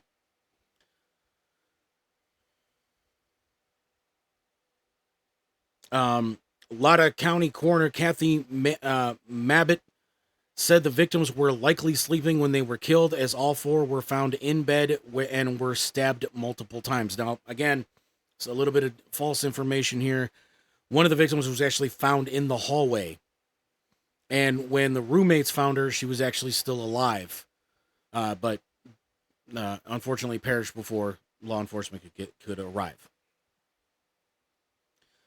And also, according to the records, the car matching the description of Kohlberger's vehicle was seen on various surveillance cameras near the home between 3:29 and 4:20 a.m. before appearing once again in Pullman at 5:25 a.m. near the WSU campus. Dylan Mortensen and Bethany Funke at 4:22 a.m., who both lived in the same house as the victims, started frantically texting the other roommates and each other. "No one is answering," Mortensen texts Funke. "I'm really confused right now." She then texts Kaylee Gonzalez, "Kaylee, what is going on?" to receiving no answer. Funke tells Mortensen that she saw a man in black wearing like a ski mask almost, walking through the house. "I'm not kidding. I am so freaked out right now." Mortensen says that her phone is dying, and Funke tells her to run to her room and hide. In frantic text messages beginning at just before 4:30 a.m., Mortensen and Funke, identified only as DM and BF in the official court documents, desperately tried to check on their roommates and discuss seeing a person in a ski mask stalking through the house. Noon on Sunday, November 13th. Law enforcement officers arrive at the house at 11:58 a.m. on Sunday after getting a 911 call from cell phone one of the surviving roommates in that phone call. And there's things that actually happen before this. So the girls wake up and they go next door to the Sigma Chi house and ask a couple of the frat brothers to come into the house and make sure that everything's okay. It's actually those frat brothers that find the bodies initially, and then they call the two girls call 911 and say that one of their friends is unconscious and bleeding. And then they hand the phone off to one of the fraternity brothers, and the 911 officer asks if the person is breathing, and he says, no, she's not breathing, and then hang up. And then that's when the police arrive at 11:58 a.m. Officer said the roommates woke up on Sunday and called some unidentified friends to the home because they believed that one of the victims on the second floor had passed out and was not waking up. The 4 victims are discovered stabbed to death in their beds on the second and third floors of the home. And then we skip all the way to Thursday, November 17th. Autopsy results findings. And this is information that had not been released prior to Kohlberger taking that plea deal. Autopsy findings for the victims are released on Thursday, officially ruling their deaths homicides by stabbing. Coroner Kathy Mobbitt says that each victim was stabbed multiple times with a, quote, large knife, describing their rooms as, quote, pretty extensive and revealing that they bled out inside their home. And this actually matches up with something that investigators said when they walked into that scene. They said that they had never seen a crime scene so bloody before.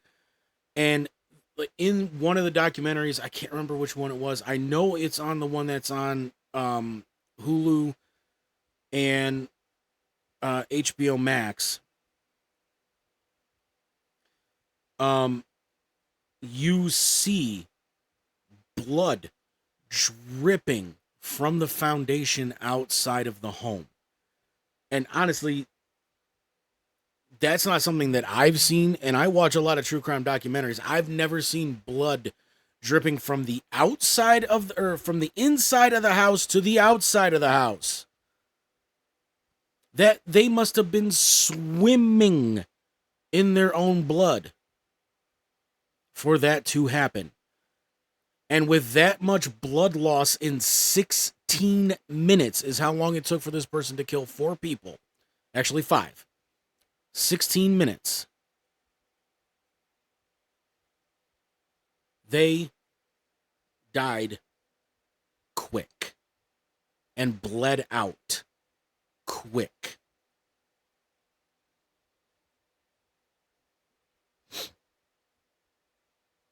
She says the autopsies found the victims were killed early in the morning, sometime after 2 a.m., but still during the night.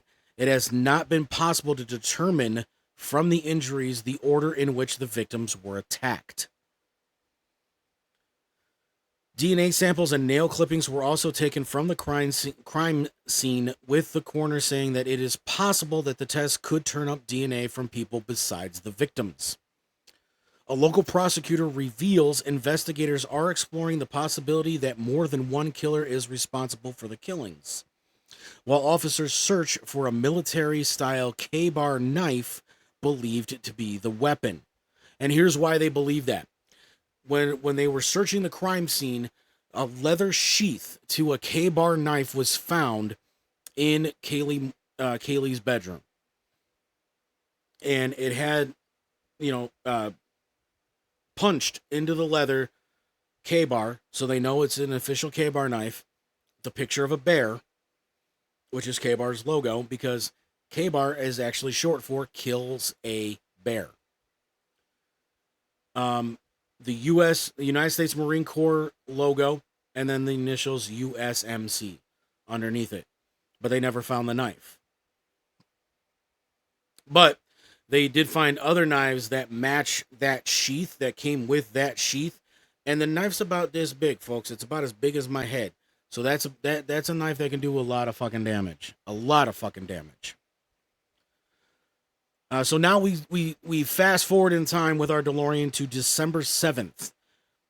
An initial breakthrough seemed to come when police announced that they are looking for the owner and occupants of a white Hyundai Elantra spotted near the crime scene in the early morning hours on the day of the murders. Detectives won't reveal whether the owner of the car was a suspect, but that the occupants of the vehicle may have critical information regarding the case. License plate unknown. The car was in the immediate area of the rental home on King Road in the early morning hours of November 13th. The murders are thought to have taken place between 3 and 4 a.m. The development is quickly linked in online sleuth communities to body camera footage from a separate incident on the night of the killings, which police say stemmed from an alcohol offensive just before 3 a.m.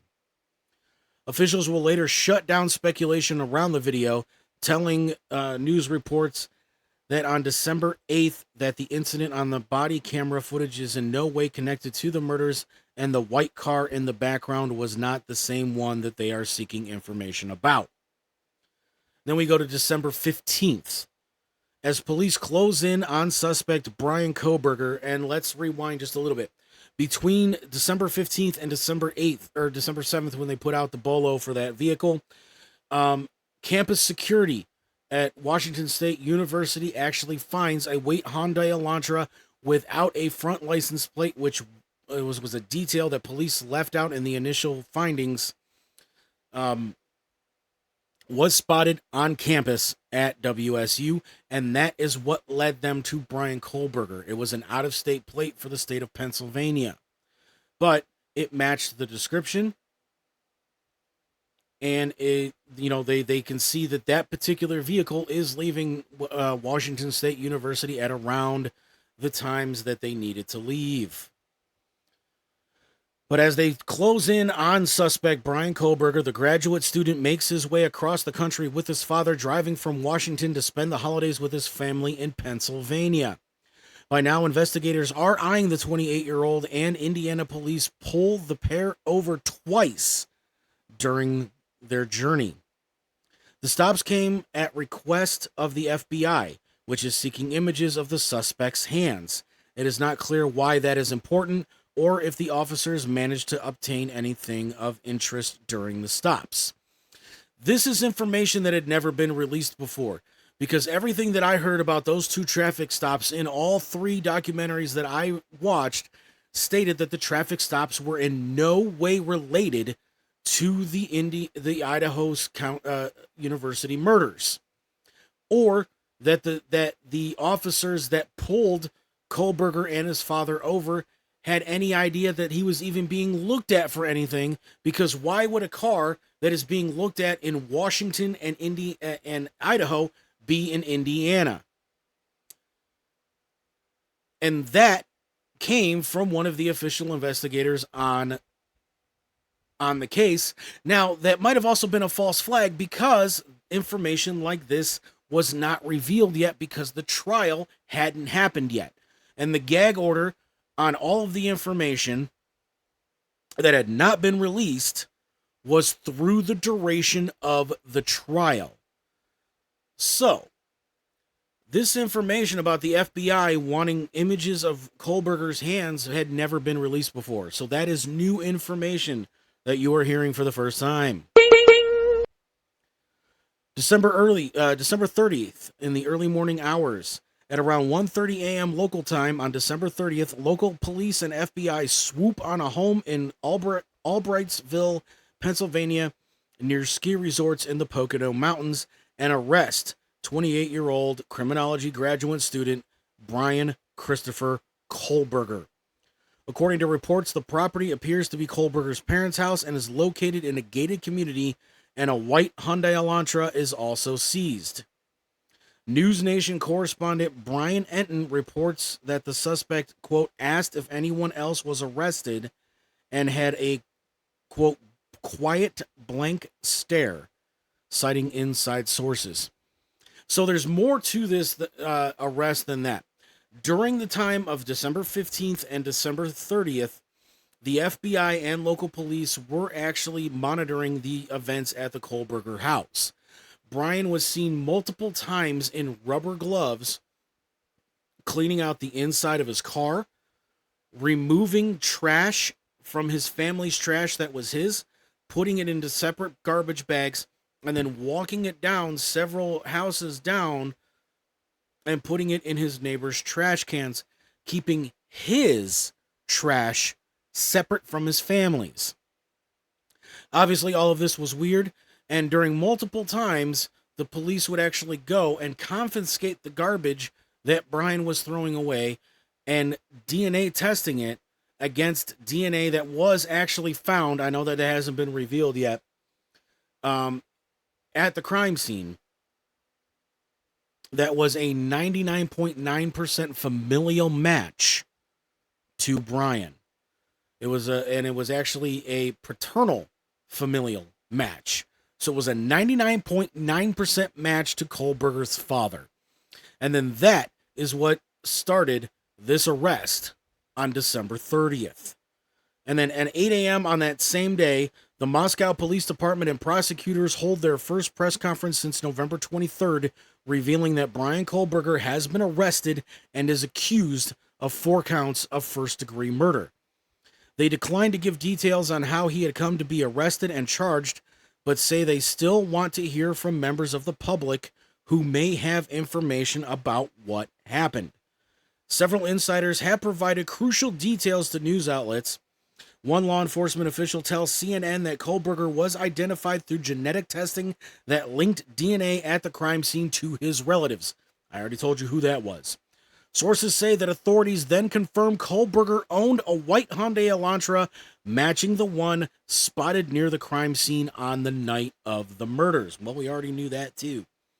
How did you end up the wrong direction? Oh, you're just a blank piece of paper. Well, you can go over there.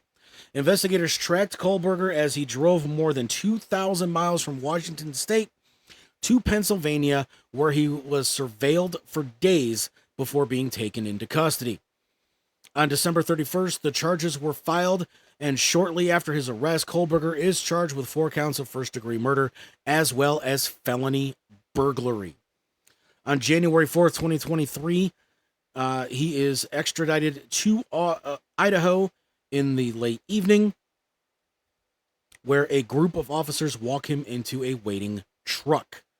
Kohlberger appears to be wearing body armor as police lead him into custody. The judge issues a gag order banning investigators, law enforcement personnel, attorneys, and members of both the prosecution and defense from sharing any new information about the investigation or the suspect before a verdict is reached at trial. As a result, the Moscow Police Department, which had been sharing updates on the investigation, say it will no longer be communicating with the public or the media regarding the case. On January 5th, Kohlberger appears in court for the first time, and after weeks of investigations, police and community members alike finally get what they wanted: a suspect in Idaho court facing charges for the 4 University of Idaho murders. Kohlberger appears in a Latah County court for the first time, where he hears the charges against him, has his bail rights revoked, and faces crying family members of the slain victims. I want to pause right here for just a moment. Something very interesting is going on in the state of Idaho during this time. They are having a hard time finding the chemical barbiturates needed to perform lethal injection. So they have resorted, I should say, to other means to administer capital punishment offenses. One of which is the good old-fashioned firing squad. Keep that in mind. On January 12th, Kohlberger waives his preliminary hearing, and he had cuts on his face when he arrived in the courthouse and waived his right to a speedy trial. His public defender, Ann Taylor, then requests that his next court date be pushed back until June of 2023. Prosecution agrees, and the judge schedules the preliminary hearing for the week beginning of June 26th. On January 19th, the Idaho police unsealed the search warrants, and the investigators investigating the crime Of the 4 Idaho students seized a string of items from the suspect apartment, including possible hair strands, a disposable glove, items with red and brown stains, a computer, and according to newly unsealed search warrant. Police say that one of the items found at the suspect's apartment at nearby Washington State University was a possible animal hair strand, and in the documents, investigators say one item had a collection of dark red spotting, that a pillow had a reddish brown stain on it. So did this motherfucker just go to bed without changing his clothes after he murdered 4 people? The application also states that the murder scene near the University of Idaho campus where the victims were discovered had a large amount of the victim's blood, including spatter and cast-off blood. On February 28th, the search warrant reveals items seized in Pennsylvania. A search warrant application was filed in Pennsylvania's Monroe County Court on December 29th, the day before Kohberger's arrest. It approved a search of the family residence, the adjacent garage, and the suspect's car. It allowed investigators to collect blood and other bodily fluids or materials and items with blood, but the list of seizures does not mention any such items. Investigators seized 9 items. 1 Defiant brand silver flashlight, 4 medical-style gloves, a large white t-shirt, a pair of black and white size 13 Nike shoes, a pair of black Under Armour shorts. They also took a cheek swab, possibly from Kohberger. March 27th, prosecutors reveal an officer is under internal affairs investigation. In a filing, authorities disclosed that the existence of information that could potentially undermine witness testimony against Kohberger, the only suspect in the case. The state has become aware of potential Brady Gilgo material related to one of the officers involved in the above-referenced case.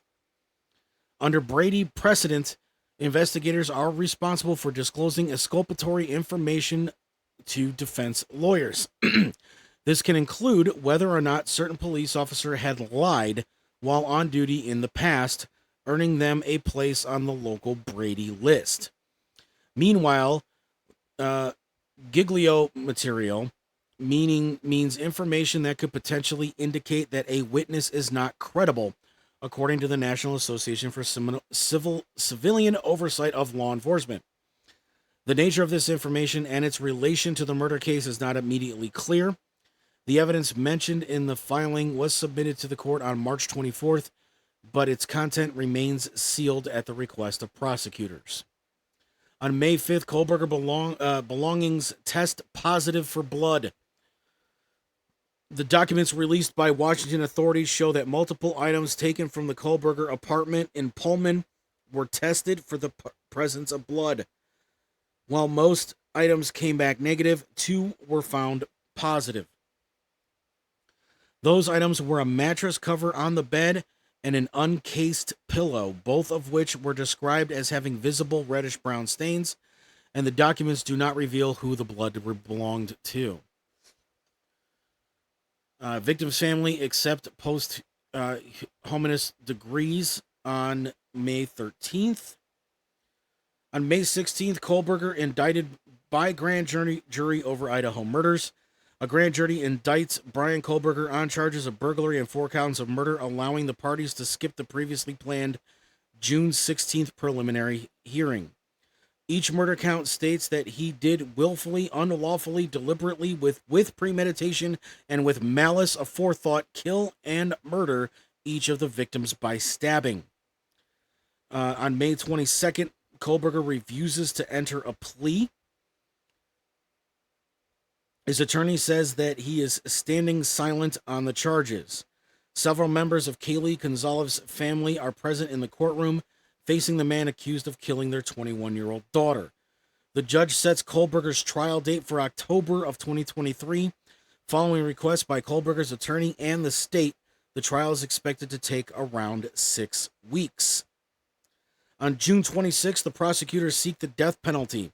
Loudoun County Prosecutor Bill Thompson files notice on his intent to seek the death penalty in court in Moscow, Idaho, citing 5 aggravated circumstances that could warrant the maximum sentence of capital punishment being sought.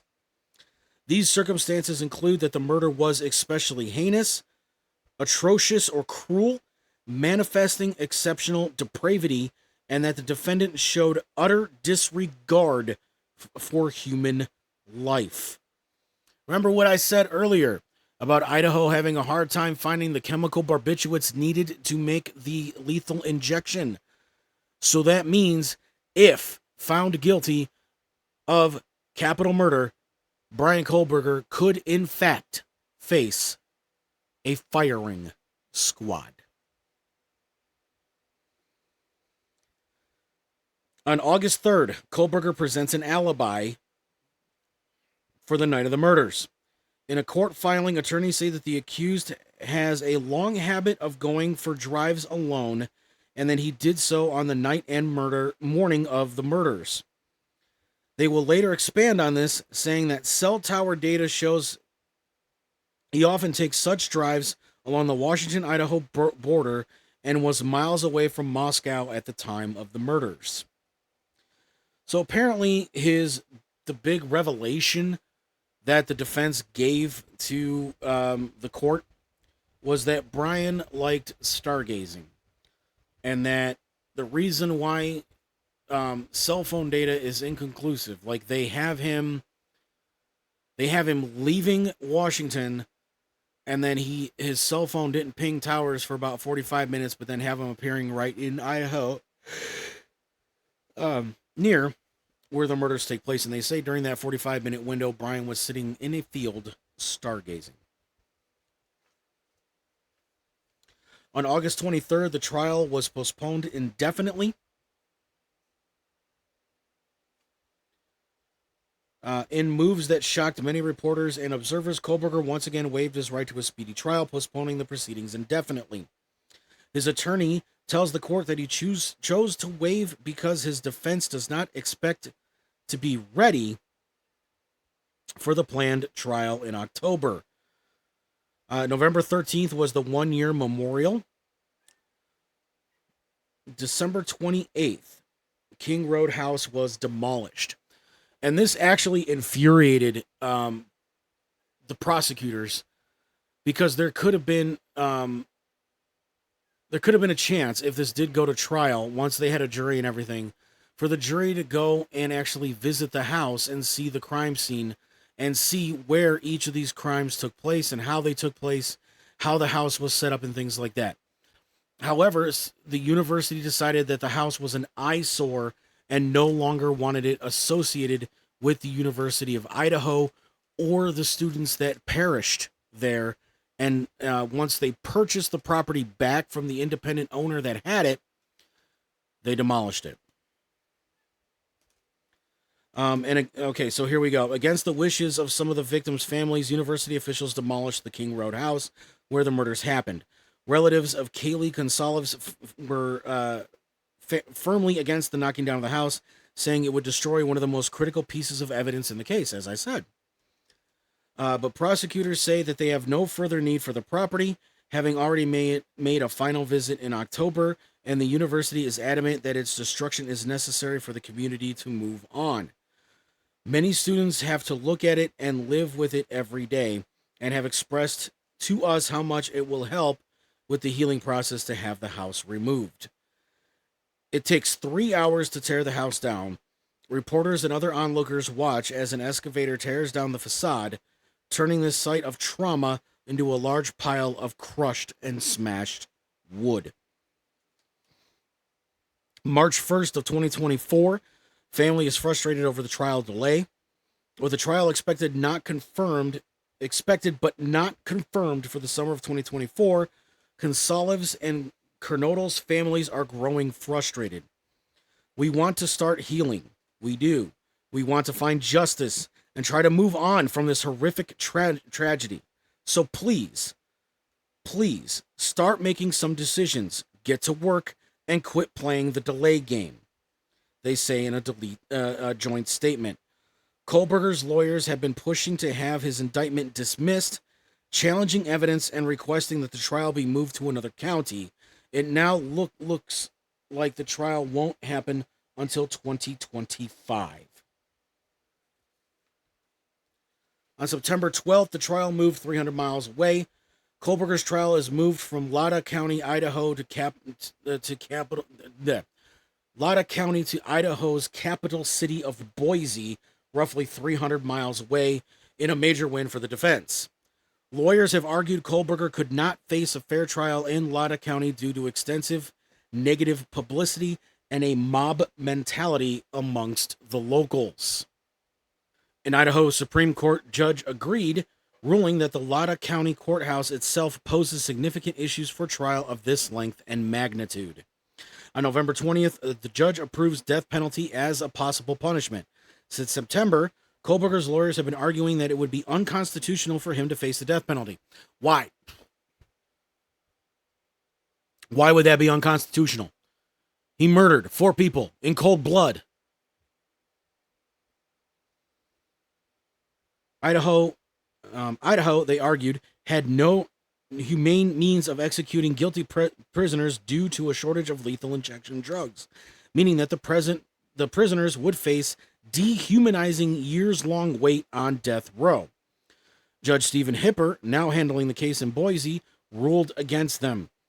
There is no basis to depart from settled law upholding Idaho's death penalty statute as constitutional, the judge said. And like I said, they had other means of administering capital punishment. Firing squad. Hell, I'm sure somebody's got an electric chair laying around somewhere. Why not use one of those? There are other ways of doing this. And yes, most prisoners, if you look back in cases, sit on death row for 10, 15, sometimes even 20 years before having their death sentence carried out. So why would this be any different than any of those other cases in the history of criminal enforcement in the United States? On March 5th, 2025, Kohlberger's autism could prejudice jurors, the lawyer says. Kohlberger cannot face the death penalty because he, quote, exhibits all of the core diagnostic features of autism.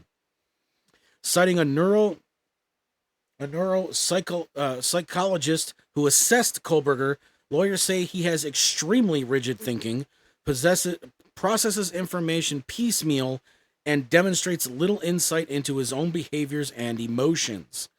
They also describe him as having an unusual and repetitive speech pattern, limited facial expressions, atypical eye contact, and various physical tics, such as subtly rocking his upper torso when listening to someone. Such tics aren't unusual for people with autism who may engage in repetitive bodily gestures known as stimming in order to manage strong emotions, stay focused, or vent excess stress. But in the context of the trial, Kohlberger's lawyers claim that these habits would cause a jury to unfairly see him as strange, out of control, and even disrespectful of such solemn proceedings, meaning their decision may be prejudiced. I could see that.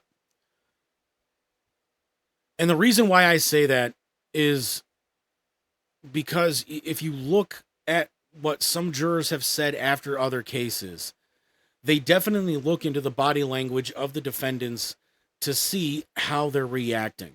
A lot of this actually came about in the Johnny Depp Amber Heard trial, where Heard's attorneys are basically just sitting there doing nothing.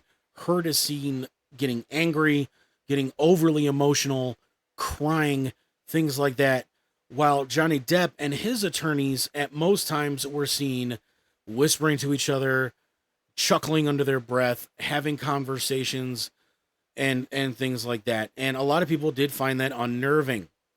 So I can see how, because of the way that Kohlberger carries himself, that a jury could see some of that as strange or odd behavior. So I definitely agree with that assessment.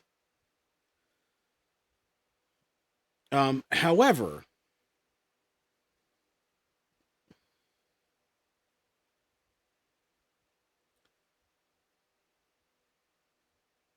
well, I guess, yeah.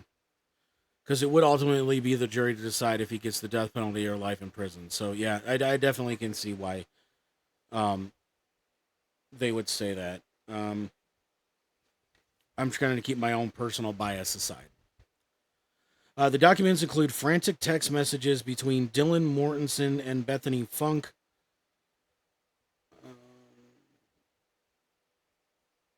Am I missing a page, or did I? Oh. Whoops. Sorry. Skipped a spot. Mid to late March of 2025, a knife, a baklava, and a smiling selfie. Over several weeks, new documents are unsealed, adding details to the case against Kohlberger and answering what victims' other roommates were doing on the night of the murders. So we talked about the text messages. Who hid in Funky's room before falling asleep. It also includes evidence of police claiming Kohlberger bought a K-bar knife, a sheath, and a sharpener on Amazon 8 months before the killings.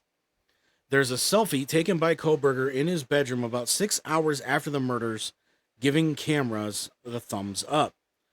Prosecutors further allege that Kohlberger had bought a black baklava in January 2022, which was remarkably similar to a drawing of the intruder's mask by one of the surviving roommates. On June 13th, witnesses speak publicly. 3 young people who first discovered the bodies finally speak out about their experience in a forthcoming Amazon Prime documentary, the one that I talked about. Emily Adlant and her boyfriend Hunter Johnson and her roommate Josie Lorterin were living down the road from the victim's house when they received a phone call from surviving resident Dylan Mortensen. As soon as I stepped in the house, I was like, oh, something is not right. Like you could almost feel it, Lorenzen said in the film. Johnson was the first to discover the crime scene and can be heard on a 911 call telling all of his friends to get out, get out, get out of the house. On Monday, June 30th, the plea deal leaks, sparking outrage. Family members of the victim reveal that they've received a surprising letter from the prosecution announcing a plea deal with Kohlberger. Under the leaked terms of the deal, Kohlberger would avoid the death penalty and spend the rest of his life in prison and waive his right to appeal. Feelings are mixed. Manizan Mogden's father, Ben Mogden, tells CBS News that he's relieved about the deal. If you get that quick death sentence, you don't have to spend decades thinking about how terrible you made the world, he says. We can actually put this behind us. We get to just think about the rest of our lives and try and figure out how to do it without Maddie and the rest of the kids. Relatives of Kaylee Gonzalez, who have been advocating for the death penalty, are outraged. We are beyond furious at the state of Idaho. They have failed us, they said in a Facebook post. 18-year-old Aubrey Gonzalez argues that the last-minute plea deal is both shocking and cruel because it did not give families time to discuss and come to terms with it, and because Kohlberger will remain alive. In a follow-up post on Tuesday, the family says that they could potentially accept life sentences for Kohlberger, but that any such deal should come with strings attached. At a bare minimum, please require a full confession, full accountability, location of the murder weapon, confirmation the defendant acted alone, and the true facts of what happened that night. We deserve to know when the beginning of the end was. On July 2nd, Brian Kohlberger changed his plea from not guilty to guilty.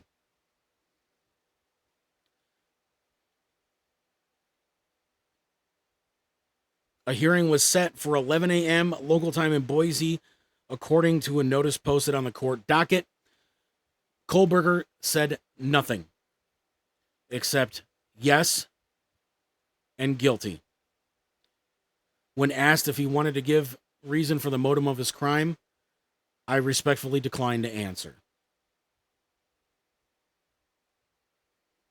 DNA samples, cell phone records, and other evidence all pointed to Kohlberger. Police and prosecutors say. They actually did find Brian Kohlberger's DNA on the knife sheath found in the home on King Road. What started as a 99.9% familial match became a almost 100% definitive match to Brian himself. And Kohlberger had previously pled not guilty, and jury selection for his murder trial had been scheduled for August. Because he is now accepting this plea, the sentencing hearing was held today, and he was sentenced to 4 consecutive life terms in prison, and still no reason as to why this crime took place was revealed.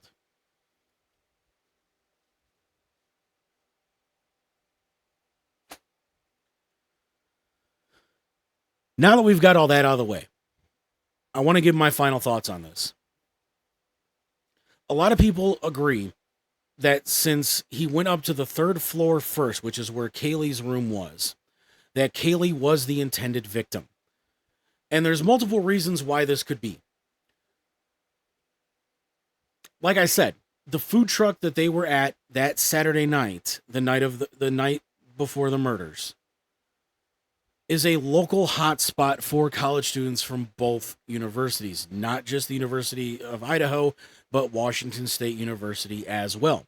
It is possible that since Kohlberger was attending the Washington State University to get his doctorate in criminology, I want to profess that here, and we'll talk a little bit more about that in a second, that maybe he, too, went out that night, saw the girls, and was rejected by Kaylee, because as we heard that they were texting and calling Kaylee's ex-boyfriend throughout the night, trying to get him to answer. But there's something else that was left out of a lot of this, and it does appear, I believe, in the Amazon documentary and maybe the Peacock one, but I know it's definitely in the Amazon documentary. Kohlberger's car is seen driving around the property for about 60 to 90 days prior to the murders happening. This is interesting because obviously Kohlberger is trying to assess that he has, he had nothing to do with this, but yet, agreed to plead guilty. And I'll give my reason why I think that is here in a moment.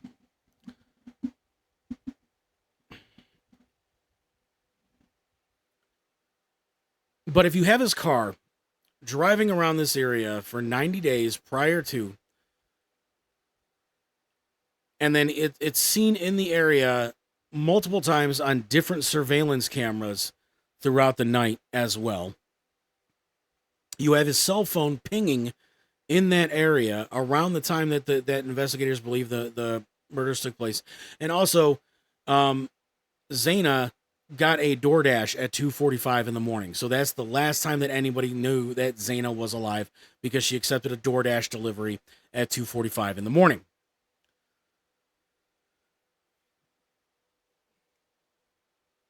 For me, the most logical explanation as to why this happened, and we'll never get an answer from Kohlberger as far as I know,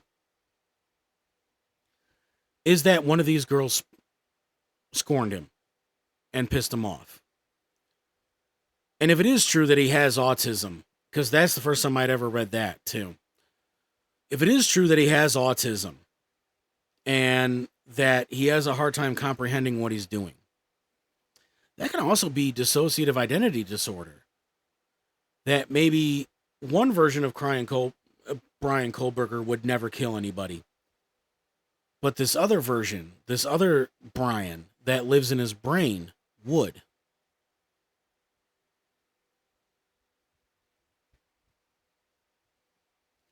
But where's the knife? Like that's my biggest question, is where is the knife? How did Brian hide this knife as well as he did? That's the biggest question I would love to have answered, is where the hell did you hide this knife, sir?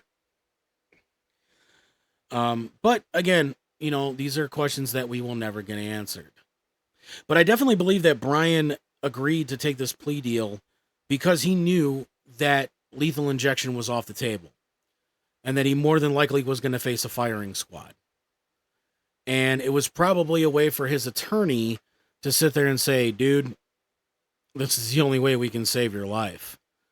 This is the only way we can guarantee that you're not going to get shot in the face. This is the only way that we're going to guarantee that you're not going to fry like a chicken in the electric chair, is to accept this plea. But I do agree with the families that there should have been some kind of agreement put in place where Brian had to reveal why and how things were done. But with that, we're going to call an end to this episode of Money's Crazy Mind. Thank you, everybody, for checking it out here today.